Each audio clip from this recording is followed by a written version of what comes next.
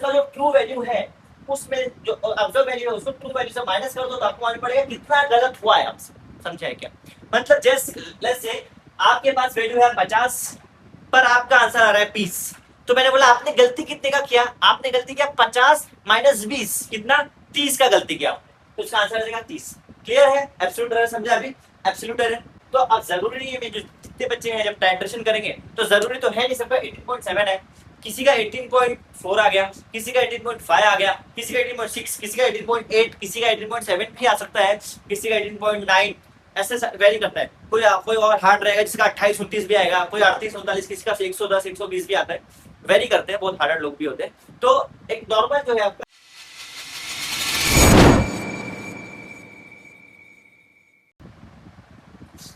Hello hello hello hello hello, नमस्ते, आदाब, सत श्री अकाल, अस्सलाम वालेकुम। Hey chum, this is Saif Zubair Khan और hosted faculty. Welcome you on this very amazing platform of education academy. तो आज हम इस लेक्चर के तीसरे लेक्चर पे आ गए। हमने ऑलरेडी लास्ट लेक्चर तक सर आपका मतलब जो हमारा लास्ट लेक्चर था वो अपना सिर्फ और सिर्फ एक अलग से लेक्चर था विदाउट मतलब उसमें कुछ कंसेप्ट अलग हो गए। उसमें सिर्फ और सिर्फ स्पेशली मैंने कैलकुलेशंस बेस पे मैंने वो लेसन बनाया था कि साइंटिफिक कैलकुलेशन कैसे करना होता है, जिसमें हमने पॉइंट शिफ्टिंग कंसेप्ट देखा। फिर पॉइंट शिफ्टिंग को यूज करते हुए हमने एडिशन कैसे किया, फिर सब्ट्रैक्शन कैसे किया, मल्टीप्लिकेशन कैसे किया, ये सारी चीजें हमने लास्ट सेक्शन में कवर की। ठीक है, अब थोड़ा आते हैं टॉपिक पे। जो हमने फर्स्ट सेक्शन में जो टॉपिक जहाँ छोड़ी थी अब थोड़ा उस टॉपिक पे आते हैं।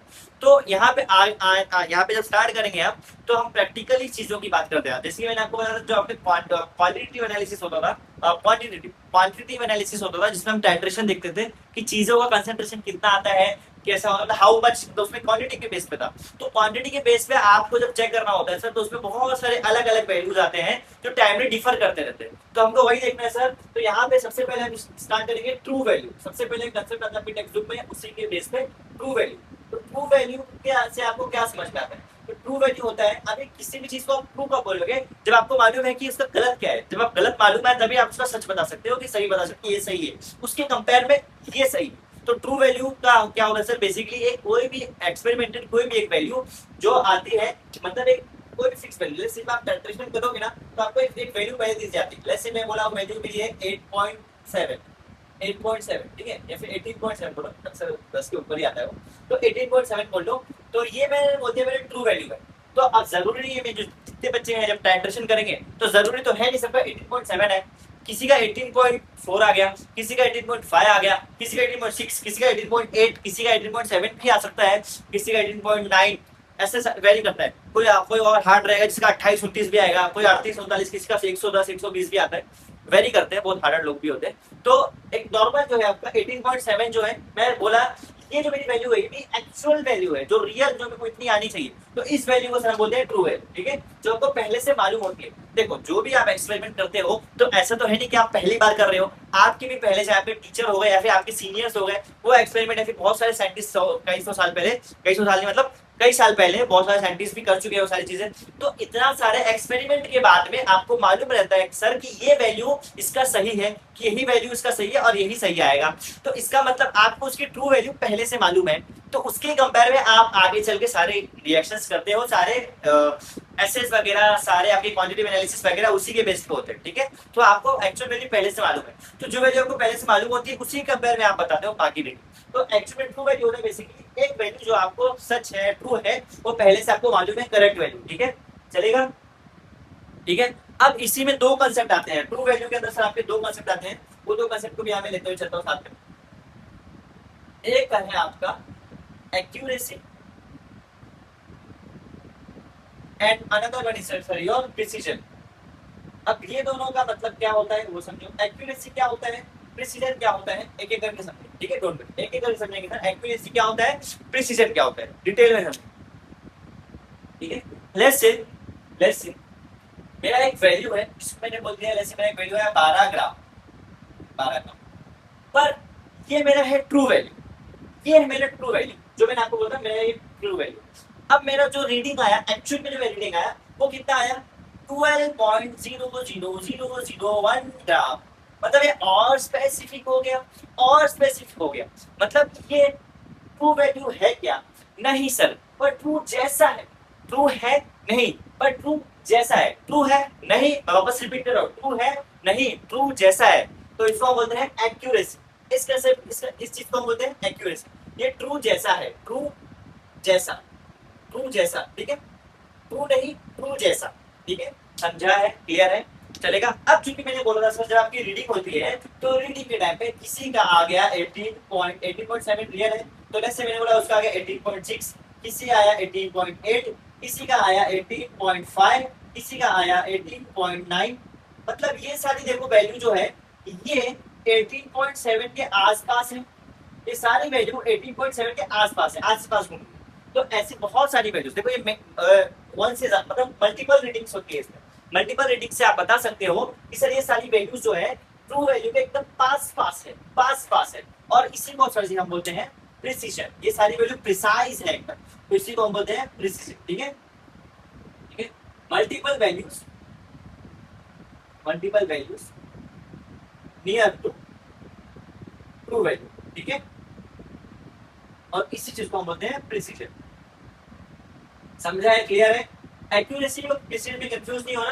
कितने लोग क्या बोलते हैं, जो इसके आसपास की वैल्यूज को एक्यूरेसी बोलते हैं, जिससे बहुत दूर है उसको प्रिसीजन बोलते हैं, वो गलत कंसेप्ट है, ऐसा नहीं होता है। एक्यूरेसी मतलब इसके जैसा, और इसका मतलब मल्टीपल वैल्यूज इसमें आते हैं, मल्टीपल वैल्यूज आते हैं, मल्टीपल वैल्यूज, और एक्यूरेसी मतलब उसके जैसा, और इसमें मल्टीपल वैल्यूज, एक से ज्यादा अलग अलग वैल्यूज आते हैं इसमें। समझा है, क्लियर है, इतना कंसेप्ट क्लियर है, चलेगा। आगे बढ़े और छोड़ में चलेगा। अब बात करेंगे जब हम एक्यूरेसी और प्रिसीजन की, तो और यहाँ पे मैं आपको बता दूं, मैं और इसका डिटेल में लिखना चाहूँ तो एक्यूरेसी बेसिकली क्या होता है, ये होता है सर बेसिकली नियरनेस, कितना करीब है आपके ट्रू वैल्यूज के, nearness to the true value, एकदम पास, nearness to the true value, ठीक है। जो एकदम ट्रू वैल्यू है आपकी, एक्चुअल जो वैल्यू है ना, ये उसके एकदम करीब रहता है, उसके एकदम पास रहता है, ठीक है, ट्रू वैल्यू, ठीक है, nearness to the true value, the observe value,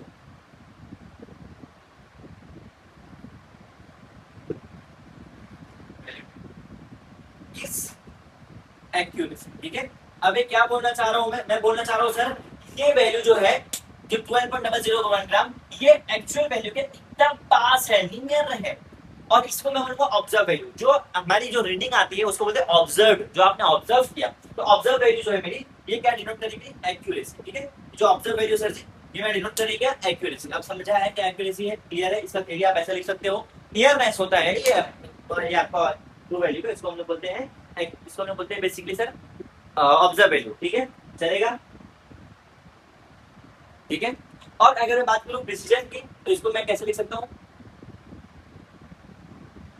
the closeness to the true value with the help of multiple observed values, ठीक है।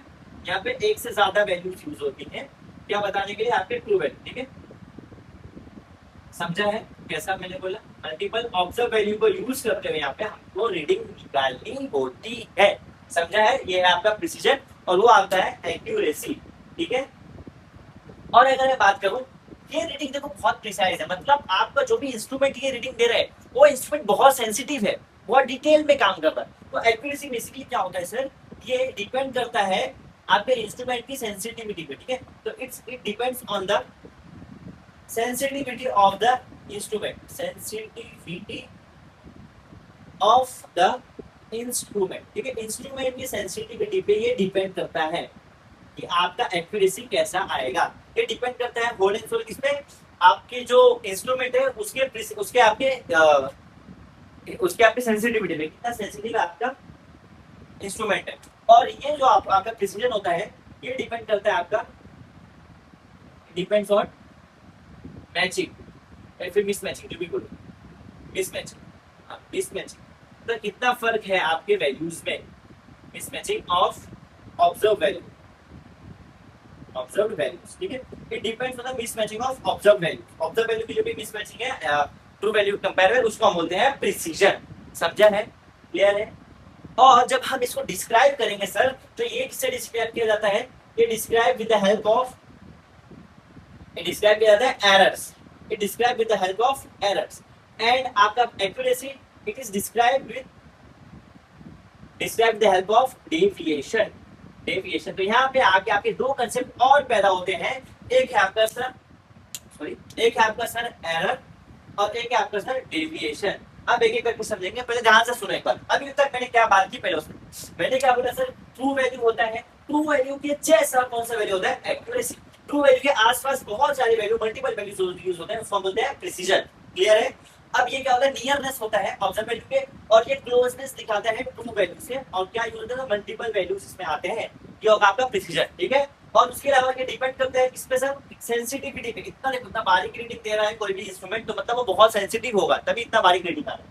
और ये इस पे डिपेंड करता है मिसमैचिंग, कितना फर्क है आपका ट्रू वैल्यू से ऑब्जर्व वैल्यू का, तो हो गया प्रिसीजन। ठीक है? और यहाँ से आपके कंसेप्ट आता है क्या, एरर्स, और यहाँ कंसेप्ट आता है क्या, डेविएशन। क्लियर है इतना? अभी समझेंगे एक एक करके। एरर क्या होता है, डेविएशन क्या होता है, इतना क्लियर है। ट्रू वैल्यू क्या होता है, एक्यूरेसी क्या होता है, प्रिसीजन क्या होता है। अब हम यहाँ पे डिटेल में आगे बढ़ेंगे सर आपके एरर्स के ऊपर। ठीक है? अब हम बढ़ेंगे यहाँ पे एरर्स के ऊपर। अब जब मैं एरर्स की बात करूंगा तो एरर मतलब बेसिकली होता है, पहले एक एक करके समझेंगे डिटेल में, बेसिक से ऊपर। ठीक है? तो ये मैं बात करूं एरर्स की, तो what do you mean by errors. Errors क्या होता है, एरर, एरर मतलब होता है गलती। एरर मतलब होता है गलती। ठीक है? एरर मतलब होता है गलती। ये गलती होती है, मिस्टेक होती है, जो बोला ये एक्चुअली एरर मतलब होता है गलती या फिर मिस्टेक, जो भी आप बोलो, एरर्स। तो एरर बेसिकली दो टाइप के होते हैं, ये भी समझ लो। ठीक है? एरर जो होता है सर आपका, ये बेसिकली ये सर जी दो टाइप का होता है। एक आपका होता है एब्सोल्यूट एरर, एक आपका होता है सर एब्सोल्यूट एरर, और सर आपका एक होता है रिलेटिव एरर। एक आपका होता है एब्सोल्यूट एरर एंड और एक होता है सर आपका रिलेटिव एरर। अब ये दोनों मतलब क्या होता है वो समझो एक एक करके। पहले बात करेंगे सर हम किसी एब्सोल्यूट एरर की। अगर मैं एब्सोल्यूट एरर की बात करूं यहाँ पे, तो एब्सोल्यूट एरर बेसिकली क्या होता है, अगर इसके बारे में मैं कुछ देखना चाहूँ तो एब्सोल्यूट एरर जो होता है, ये होता है आपका is equal to observe value minus true value. जाहिर सी बात है, देखो कोई भी चीज को आप कब बताओगे कि उसमें कितनी गलती है, जब उसका जो ट्रू वैल्यू है उसमें जो ऑब्जर्व वैल्यू है उसको ट्रू वैल्यू से माइनस कर दो, तो आपको मालूम पड़ेगा कितना गलत हुआ है आपसे। समझे क्या मतलब? जैसे लेट्स से आपके पास वैल्यू है 50 पर आपका आंसर आ रहा है 20, तो मैंने बोला आपने गलती कितने का किया, आपने गलती किया 50 माइनस 20, कितना, 30 का गलती किया, तो उसका आंसर आ जाएगा 30। क्लियर है? एब्सोल्यूट एरर समझा अभी, एब्सोल्यूट एरर। ठीक है? ठीक है, समझा? तो इसको अगर मैं स्टेटमेंट में लिखना चाहूं तो ये हो जाएगा द एब्सोल्यूट एरर, सेम चीज देखो मैं स्टेटमेंट में लिख रहा हूं बस। ठीक है? The absolute error is the difference between, ये बिटवीन है कंफ्यूजन, इस तरह difference between observed value and true value. Easy, इतना इजी है। ठीक है? चलेगा? तो अब तक हमने बात की सर किसकी, एब्सोल्यूट एरर की। एब्सोल्यूट एरर बेसिकली क्या होता है, observe value minus true value. इतना क्लियर है? इतना क्लियर है? यहां तक की कहानी हमने देखा एब्सोल्यूट एरर के बारे में। अब बात करूंगा मैं रिलेटिव एरर। अब बात करूंगा मैं रिलेटिव एरर। अब रिलेटिव लोग आगे क्या करते हैं, कभी आप क्या किसी भी चीज को कंपेयर करते हैं, मतलब किसी भी चीज से रिलेट करते हैं, तो सेम ये भी आपको दो चीज में रिलेशन बताएगा, दो चीज को रिलेट करना है आपको। पर ये जो होता है आपका रिलेटिव एरर हमेशा आपका परसेंटेज में होता है, इसमें होता है हमेशा परसेंटेज में होता है। अब कोई भी चीज जब परसेंटेज में होती है तो उसके वैल्यू को हम हमेशा 100 से मल्टीप्लाई करते हैं। अगर हमको परसेंटेज निकालना है किसी भी चीज का, तो वहां पे हम हमेशा हमेशा 100 से मल्टीप्लाई करते हैं। चलेगा? तो ये देखो रिलेटिव एरर क्या होता है,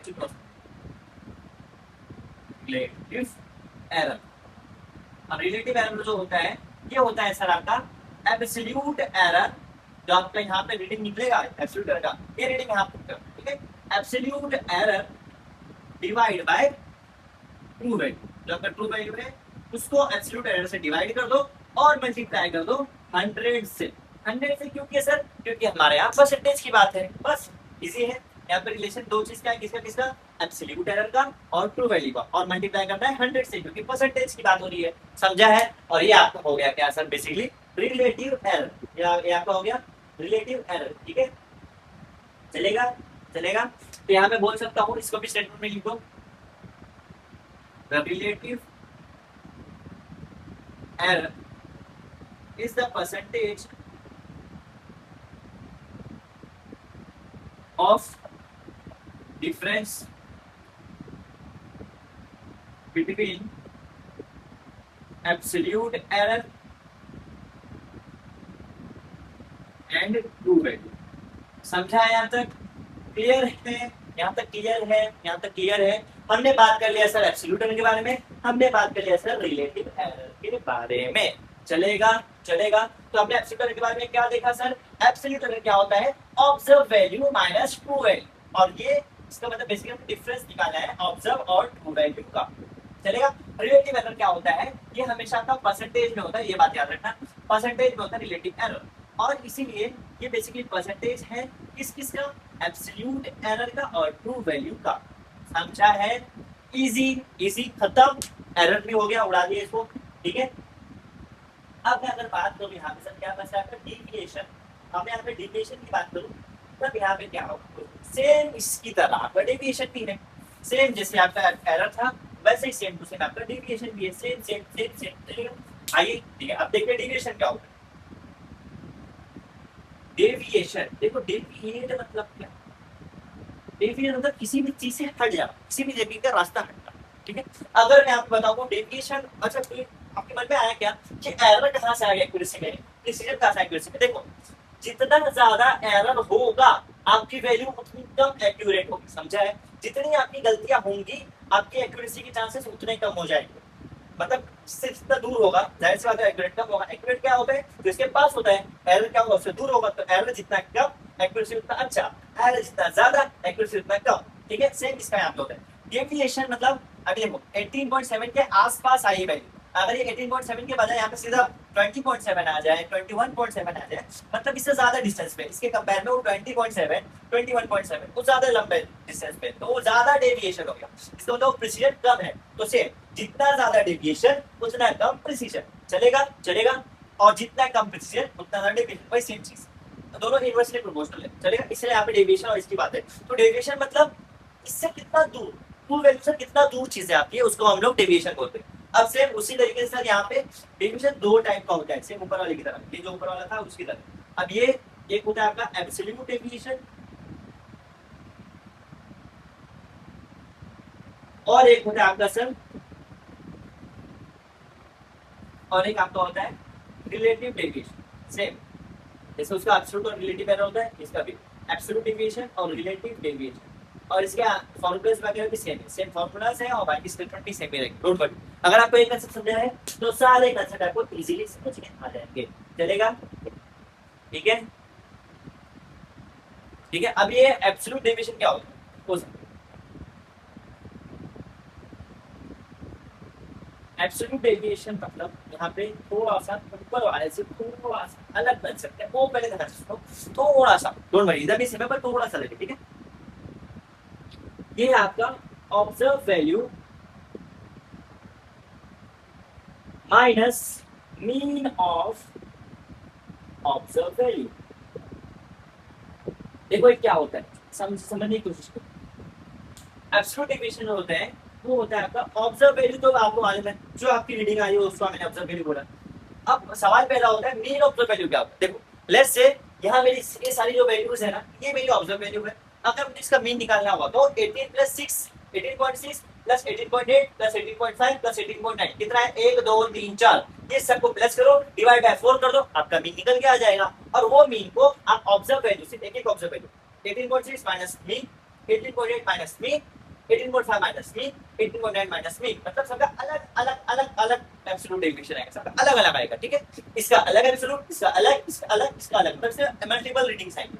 चलेगा? क्लियर है? तो वो होगा आपका एब्सोल्यूट डेविएशन। अब इसके स्टेटमेंट की बात करो, इसका स्टेटमेंट सेम ऐसे ही मेरा, the absolute deviation is the difference between observe value and mean of observe value. अगर आपको लिखना है तो लिख लो, मैं बोल रहा हूं क्या? Absolute deviation is the observe value minus नहीं बोलना है, ऑब्जर्व जो आपका एब्सोल्यूट डेविएशन है वो होता है the absolute deviation is the difference between आपका observe value and mean of the observe value. मतलब इसका स्टेटमेंट भी सेम इसी तरीके से लिख देना है। चलेगा? इजी है, इजी है। अब आगे बढ़े, आगे बढ़े। अब रिलेटिव डेविएशन क्या होता है वो देखो, यहाँ पे भी जो आपका रिलेटिव डेविएशन होता है ये भी सर परसेंटेज होता है। अब जाहिर सी बात है परसेंटेज आ गया मतलब मल्टीप्लाई होगा 100 से, ठीक है। रिलेटिव डेविएशन क्या होता है वो समझो।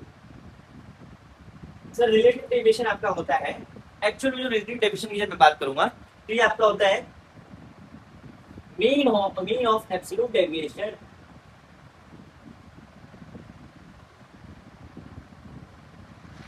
Mean of absolute deviation divide by, देखो सेम जैसा आप ऊपर लिखे हो एग्जैक्टली सेम है, बस ये क्या है mean of absolute deviation divide by sir mean of observe value, यहाँ पे दोनों में मीन है, मीन ऑफ ऑब्जर्व वैल्यू।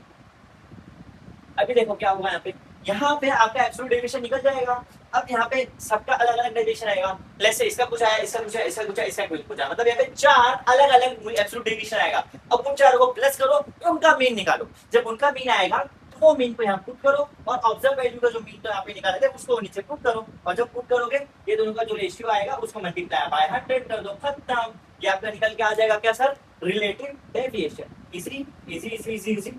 अब वापस मेरी बात करता हूँ डेविएशन की, जब मैं बात किया डेविएशन मतलब ट्रू वैल्यू से कितना कितना चीजें दूर है, कितना कितना चीजें पास है, मतलब वैल्यूज कितने कितने प्रोक्सिमिटीज पे कितने कितने दूरी पे आ रही है वो देखो। तो एब्सोल्यूट डेविएशन मतलब सर बेसिकली होता है ऑब्जर्व वैल्यू जो आपका होता है माइनस मीन, दोनों का डिफरेंस, मीन का और ऑब्जर्व का डिफरेंस, और जो वैल्यू यहाँ पे निकलेगा ये अलग अलग निकलेगा सबका, और वो सबको आप वापस से मीन निकालो और उसको यहाँ पुट करो और डिवाइड करो किससे, जो यहाँ पे और मीन इसका मीन है, दोनों को डिवाइड करो मल्टीप्लाई बाय 100 करो, आ जाएगा आपका रिलेटिव डेविएशन।